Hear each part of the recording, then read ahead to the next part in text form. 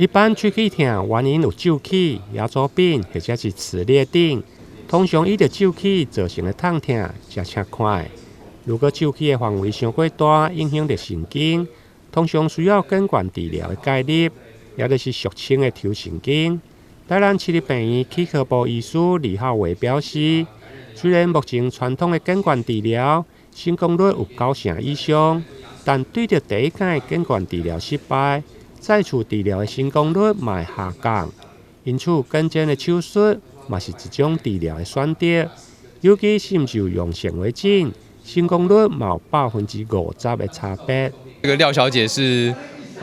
其实这个牙齿根管重新治疗已经处理过一次，所以她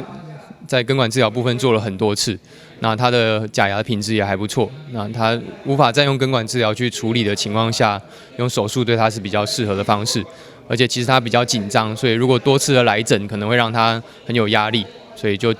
选择用手术一次解决她的问题。本身的假牙做的品质还不错，那评估把假牙拆掉可能会严重的损伤这个牙齿，或是当这个牙根是没有办法用一般根管治疗在处理的时候，就可能考虑用手术去处理。那显微镜能够辅助医师，让他能够比较清楚的看清楚这个牙根的状况，能够判断牙根有没有裂开，那是否适合做这件手术。那手术的伤口也会比传统的手术方式更小，对，成功率会更高。对，所以根据研究统计，有没有用显微镜的成功率大概是50%的差别。医师表示，根尖手术嘛不是所有的病患拢会用使用，手术前必须要评估患者的病灶是毋是影响到鼻窦或者是下颚的神经。如果伤接近神经，还佫需要做减压，避免造成面部或者是喙的麻痹。台南新闻林根采访报道。